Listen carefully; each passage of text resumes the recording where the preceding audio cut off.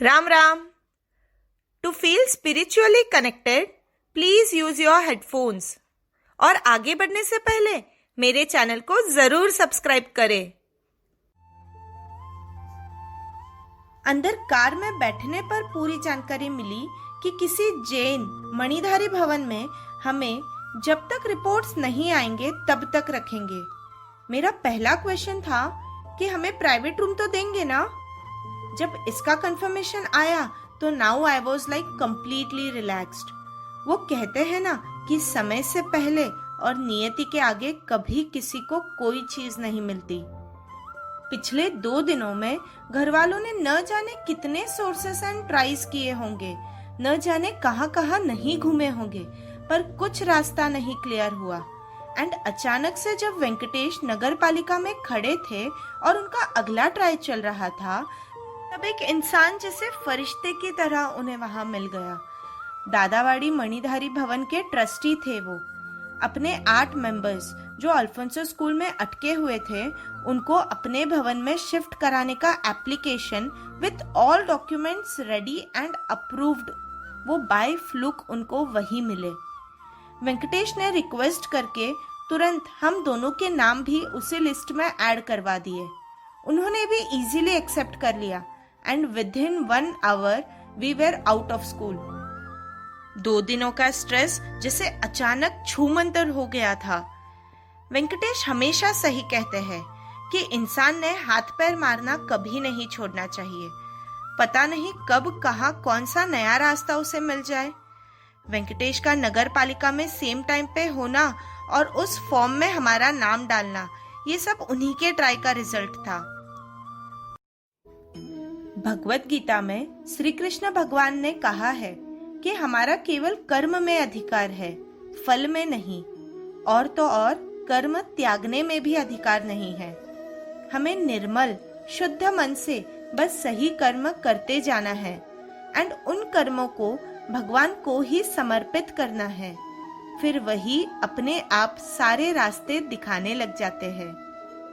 इसका एसेंस यही है कि पूरे समर्पित भाव से जब हम कोई भी काम करेंगे तो वो सच्चिदानंद स्वरूपम ब्रह्म खुद हमारी रिस्पॉन्सिबिलिटी ले लेता है एंड सारे काम कृपावश अपने आप होने लगते हैं।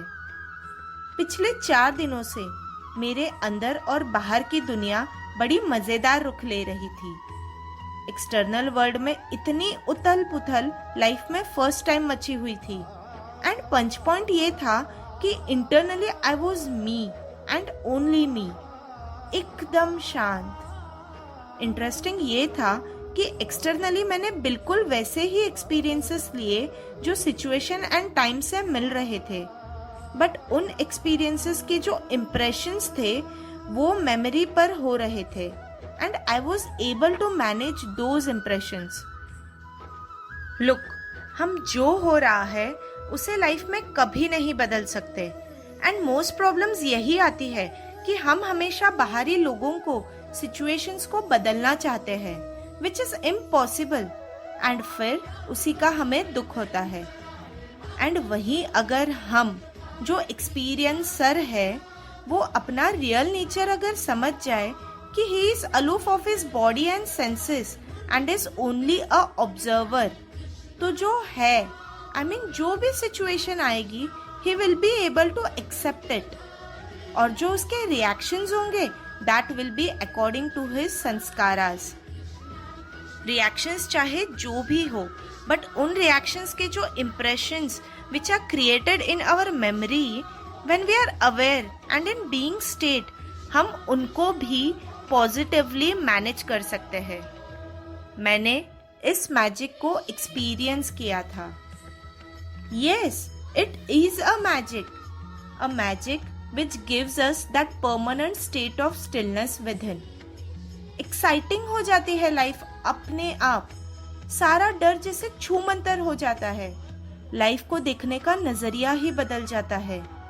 एक बहुत बड़ा फ्लॉ है, लोग हमेशा ये समझते हैं कि ज्यादा अगर हम स्पिरिचुअल होने लगे तो सब कुछ छूट जाएगा हमारे एक्सटर्नल वर्ल्ड का, बट इन फैक्ट छूट तो जाता है, बट क्या छूटता है? सारे रॉन्ग बिलीफ सिस्टम्स। ज्ञान से अविद्या या फिर भ्रम का पर्दा हट जाता है। बस मैं, है, ब्रह्म, मोक्ष, ये सारे सिनोनिम्स है जो हमेशा से ही है। बस अज्ञान की परत हटानी पड़ती है। एंड जहां तक एक्सटर्नल वर्ल्ड का सवाल है, अब हम एक्चुअली जीने लगते हैं। जिंदगी क्या है? बस जीने का नाम है। जिंदगी इस क्षण में है। जब प्रत्येक क्षण को अवेयरनेस में जीते हैं तो एक्सटर्नल वर्ल्ड में मिरेकल्स होने लगते हैं और इंटरनली हम शांत होने लगते हैं।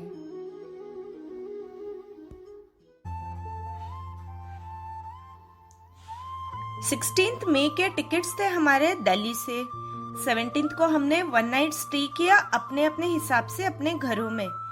18th whole day was at IGM hospital and night at Alphonsa school. 19th day at Alphonsa school and night at Jain Bhavan. फिर 28th, 21st, 22nd और 23rd ये 4 दिन और रात कटे हमारे जैन भवन में। अल्फोंसा स्कूल से निकलने के बाद गाड़ी से उतरकर जैन भवन के नीचे वाले हॉल में आए हम। हमें डायरेक्टली 4th फ्लोर दिखाया गया। हमारा रूम खोला गया। That was too good, too good. Room देखते ही श्यामल दी के पुणे वाले हॉस्टल की याद आ गई। यहाँ पर एक सिक्योर्ड वाली फीलिंग आ रही थी। जिस स्टेट में मैं अभी थी तो I can easily recognize the vibrations of the surroundings. Main तो यहाँ पर कोई रिस्क नहीं था, आने जाने वाले कोई नहीं। घर से टिफिन आता, वो भी नीचे बाहर वॉचमैन के पास, एंड एक रूम में बस हम दोनों ही थे। तो इन शॉर्ट जो क्वारंटाइन वाला फंडा था वो यहाँ परफेक्टली वर्कआउट होने वाला था। क्लीनलीनेस भी थी, proper air and sunlight in our room, AC rooms जैसे लगे हुए। इन शॉर्ट भवन नहीं होटल वाला क्वारंटाइन फील आ रहा था यहाँ। फिजिकली तो चिल ही था, बट अब मेंटली भी बहुत बहुत चिल होने लगे हम दोनों। जो नेबर्स थे उनके वाइब्रेशंस भी बहुत अच्छे थे। Those were proper Jainism followers. हर शाम उनके पाठ हमारे कानों पर पड़ते। आजू बाजू वाले लोगों का अपने पर प्रभाव पक्का रहता है। अब ये जो जैन भवन वाले 4 दिन गए थे, that was completely my revising time plus movie time. Laptop आ गया था अब मेरे पास। दिन की एक मूवी देख सकती हूँ मैं वैसे। मुझसे ये मोबाइल्स एंड लैपटॉप्स ज्यादा डाइजेस्ट नहीं होते। I completed my power of now book for the second time. खाने पीना सब कुछ रेडीमेड आ रहा था एंड दिन भर उसी रूम में उसी बेड पे ही रहना था। मैं एक ही जगह वो बंद कमरे में नहीं रह सकती। मुझे खिलती हवा, सूरज एंड ओपन टू स्काई चाहिए। I love being with nature. मैं थोड़ी देर छत पे भी जाती थी। वैसे जिस दिन हम इस भवन में आए थे उसी रात को वहाँ के नेबर्स ने थोड़ी सी चिल्लम चिल्ली शुरू कर दी थी, तो भैया ने कहा था कि बाहर मत निकलो। बट यहाँ की छत सेक्लूडेड थी। 5th फ्लोर होने की वजह से no one was able to see me and छत के राइट एंड पे एक बड़े पेड़ ने कवर किया था। Now I used to spend my maximum time sitting next to that tree in the evening. एक दिन रात को बैठकर पूरा लैपटॉप एंड मोबाइल को अच्छे से अरेंज किया तो एक रात को मानव के बचपन के सारे वीडियोस एंड फोटोज से खुद को एंटरटेन किया। जब ऋषिकेश में थी तब कुछ फ्रेंड्स ने कहा था कि तेरा ये जो एक्सपीरियंस है, this is a life time memorable moment. तो इस टाइम की मेमोरीज को संभाल के रख। Start sharing your ideas in any form, either create blogs और स्टार्ट राइटिंग योर एक्सपीरियंस। तब तो उनको मैं हाँ हाँ कहती गई, बट ऋषिकेश में जब मैं थी तब मैंने वहाँ के सिचुएशंस, एक्सपीरियंसेस को बस बटोर के रखा। आज यहाँ जैन भवन में थी तब पता नहीं अचानक से ये फील हुआ कि चलो ट्राई करती हूँ लिखने का। वैसे 12th के लिटरेचर लैंग्वेज पेपर्स के बाद मैं आज ही पर्सनल रिस्पॉन्स टाइप्स राइटिंग का ट्राई करने वाली थी। शाम को छत पर 100 पेजेस की मेरी नोटबुक एंड पेन लेकर बैठी तो थी, पहले ट्रेन में भी अ ट्रिप टू ऋषिकेश का बस टाइटल एंड पॉइंटर्स लिखे थे। सामने वो पेड़ था एंड ऊपर खुला आसमान, पंछी उड़ रहे थे एंड सूरज मुस्कुरा रहा था। हवा मस्त चल रही थी। मैंने आंखें बंद की। डिसाइड कुछ भी नहीं था। मैं उस बीइंग स्टेट को फील करने लगी। I lifted up my pen and started writing. अब थोड़ा थोड़ा रोज लिखने लगी। I loved that revising time. जो फील होता है अंदर से विदाउट एनी फिल्ट्रेशन डायरेक्टली उसको उतारने लगी। इस बीच मेरे माइंड ने हमेशा की तरह अपना काम नहीं छोड़ा। वो कोई बार बार उछल के सामने आता, कहता कि क्यों इतनी मेहनत कर रही है, कौन पढ़ेगा, ये पर्सनल एक्सपीरियंस है, you are not a writer and so on.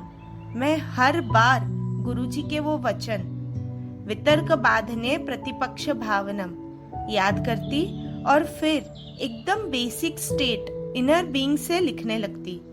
लिखना अच्छा लग रहा था मुझे। खुद के विचारों को एक्सप्रेस करने का जरिया मिल गया था। अब खुद में रहने की, खुद से बातें करने की, खुद में एंजॉय करने की अब जैसे आदत सी पड़ गई थी मुझे। मेरा तो जैसे विपश्यना चल रहा था यहाँ। हाँ, विपश्यना विद फोन कॉल्स। हाँ, अब ऐसी स्टेट आ गई थी कि मैं कितने दिन भी अकेली रह सकती हूँ। करने के लिए बहुत कुछ था मेरे पास। मस्त अपना सेल्फ अपग्रेडेशन का एक रूटीन बना लिया था मैंने।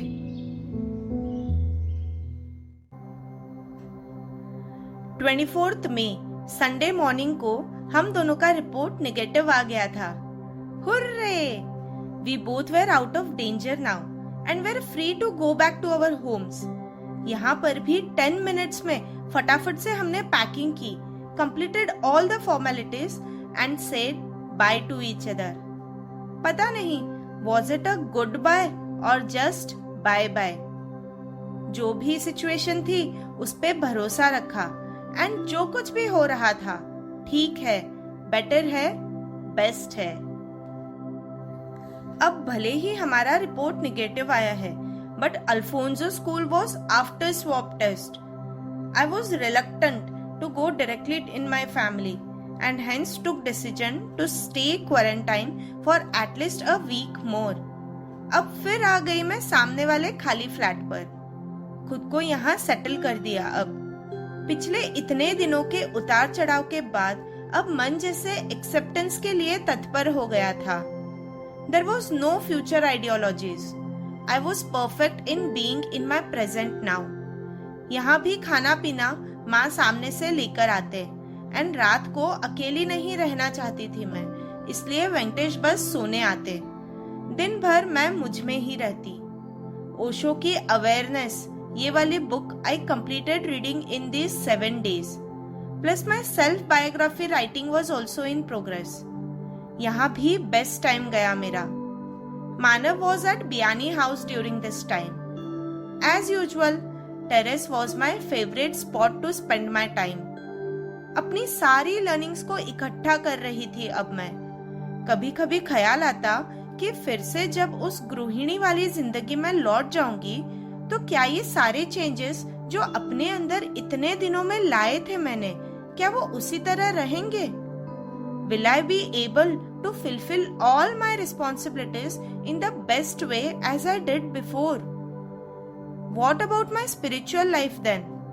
ढेर सारे questions and फिर अचानक वो aware state, conscious sight on these questions and सारे गायब। क्या करना है अभी इन future questions को entertain करके? Live your fullest for now. And yes, मुझे लगता मैं जीत गई। किससे? मेरे खुद के माइंड से। ऋषिकेश ट्रिप के लिए मैं घर से 5 मार्च को निकली थी। आज डेट थी 30 मई। मेरे क्वारंटाइन की 2 डेट्स आई थी। एक तो स्टैंप ऑफिस से 31 मई की थी और दूसरी 7 जून की थी। पिछले 4 दिनों से घर वालों के इन डेट्स को लेकर भी काफी मतभेद हो रहे थे। अगर देखा जाए तो इचलकरंजी आने के बाद के हिसाब से हमारे 14 डेज का क्वारंटाइन 31 को ही खत्म होता है, बट इन्होंने निगेटिव रिपोर्ट्स आने के बाद और 14 दिन पकड़ लिए थे। अब ये अनप्रेडिक्टेबल एडवेंचरस लाइफ बस हो गई थी। थोड़ा नॉर्मल रूटीन पुरानी वाली जिंदगी में फिर लौटने की आस लगने लगी। फाइनली सबने मिलकर यही डिसाइड किया कि 31st morning, that is on Sunday को, धूमधाम एंड लॉट्स ऑफ सरप्राइजेस के साथ नीलम की एंट्री करवाएंगे घर में। माँ बच्चे का मिलन होगा। अब मैं और अब मानव से दूर बिल्कुल भी नहीं रहना चाहती थी। उसे देखना था, मुझे फील करना था, गोद में लेना था, पप्पियां देनी थी, गुटू गुटू सोना था मुझे उसके साथ। 3 महीने बीत चुके थे उसके साथ रहे बिना। लॉकडाउन का वो प्रीशियस फैमिली टाइम भी मैंने मिस किया था। इन 3 महीनों में पता नहीं मानव में क्या क्या चेंजेस आए होंगे। वो बड़ा हो गया होगा। माँ कह रहे थे कि सुन लेता है मानव अब सब कुछ। वैसे भी बच्चे माँ के पास बदमाशी ज्यादा करते हैं। I was excited. क्या वो इतना मैच्योर्ड हो गया था? वो खुद से खाना भी खाने लग गया था। 2 महीने लॉकडाउन के वो बिल्कुल भी घर से बाहर नहीं निकला था। इनफैक्ट माँ बाबूजी ने मानव की स्पेशल केयर ली थी। मेरी फैमिली को हैट्स ऑफ है। I mean, पूरे लॉकडाउन में मेरी सासू माँ अकेली लेडी थी who was managing complete house with 3 males and that too without any maid. माँ दिन भर घर के काम करते एंड साथ साथ मानव का भी पूरा ध्यान रख रहे थे। मानव वैसे भी माँ की जीव की जड़ी है। कई बार तो मानव उन्हें दोपहर को सोने भी नहीं देता था, फिर भी वो उसे प्यार से ही हमेशा टैकल करते थे। घर बच्चा सब मैनेज किया उन्होंने, एक माँ बाप की तरह। प्लस कभी भी उन्होंने बोलकर मुझे कुछ भी नहीं जताया। एक बहू होने के नाते ऐसे समय में मेरा घर पर होना अनिवार्य था। बट सब कुछ इतना अनप्रेडिक्टेबल था कि सिचुएशन को बड़ी सावधानी एंड प्रेम से मेरे पूरे परिवार ने समझ के साथ हैंडल किया था। लॉकडाउन पीरियड में मेरी दादी सास भी राजस्थान में अटके थे। उनको भी 2 जून को कार से बुलवा लिया। अब जल्द ही हमारा पूरा परिवार साथ होने वाला था। I was waiting for that happy moment. I am indeed very very lucky to get such a family. जो ग्रैटिट्यूड की भावना आज मेरे मन में मेरे परिवार ने भरी है, मुझे अब अपने कर्मों से जताना होगा। जितना ज्ञान मैंने अर्जित किया इन सिचुएशंस में, अगर मैंने सही ढंग से इस जीवन में उतार पाई तो सिर्फ मेरा ही नहीं बल्कि मेरे पूरे परिवार का अपग्रेडेशन होगा। इस पर गुरुजी की एक बात याद आ गई। एक शाम वानप्रस्थ के घाट पे गुरुजी को फोन मिलाकर मैंने कहा था, गुरुजी, जब मैं गंगा घाट पे होती हूँ तो गंगा जी को देखते वक्त मुझे अंदर से असीम शांति का अनुभव होता है, जैसे वो सच्चिदानंद स्वरूपम की ही अनुभूति हो रही हो। उस पर गुरुजी कहते, अभी अनुभव मिल रहा है तो पूरी तरह से ले लो, पर गंगा जी भी साधन है, तुम उसे सत्य मत मान लेना। जब फिर अपने संसारिक धर्म में लौटोगी, घर बच्चे संभालोगी, तो सब कर्तव्य करते करते यदि वही अनुभूति होने लगे, तब समझना कि ज्ञान को कर्म में ला रही हो और वही सच्चा कर्मयोगी है। कितनी कितनी डीप बात थी ये। मेरे मन में जैसे गुरुजी के कहे ये वाक्य प्रिंट ही हो गए थे। अब सच्ची कसौटी पर खरा उतरना है। करना कुछ नहीं है खास, बट पूरे अवेयरनेस के साथ रहना है। उतार चढ़ाव तो इसमें भी आएंगे, पर ये सद्मार्ग पर डटे रहना है। प्रकृति के नियमों का पालन करते करते भगवत भक्ति के मार्ग को अपनाना है। Yes, finally I got my goal now.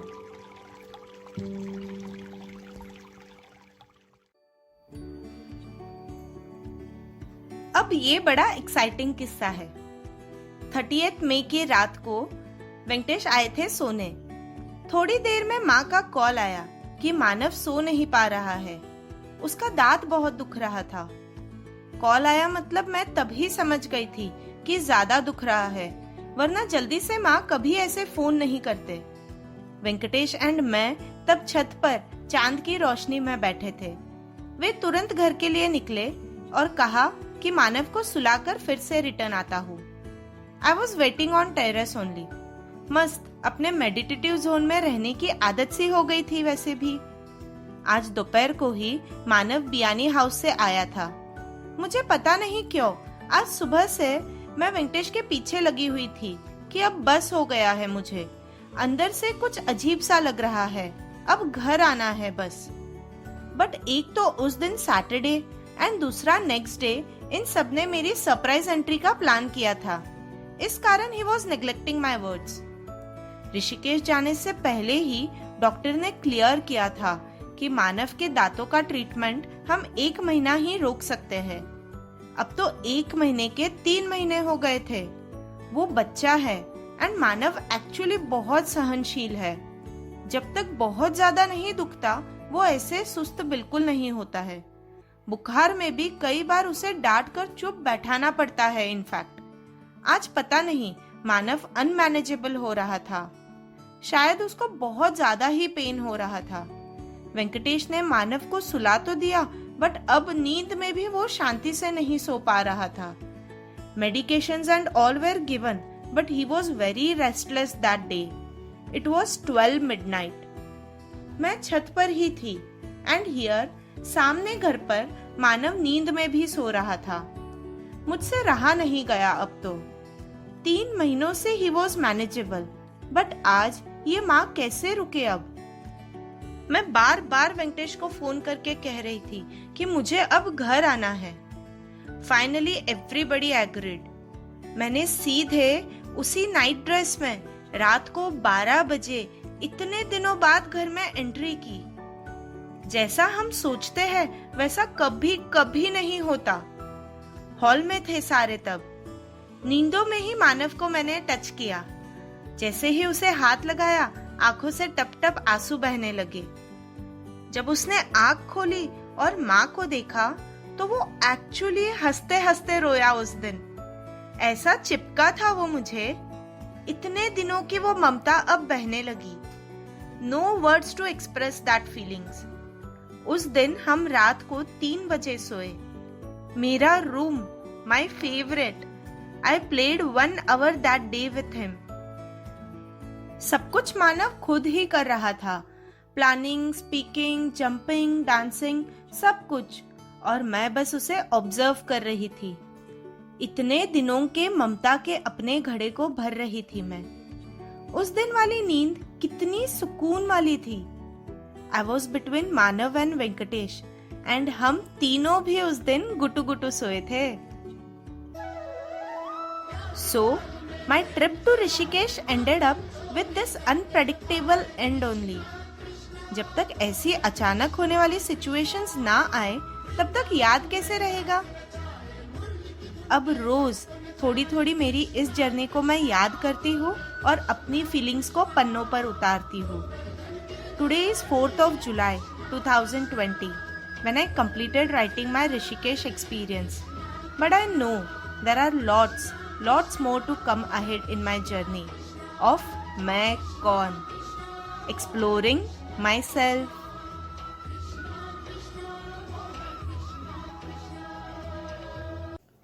Ram Ram. मेरे इस सफर को सभी तक पहुंचाने के लिए मैक्सिमम शेयर कीजिए and do comment me back. I am waiting.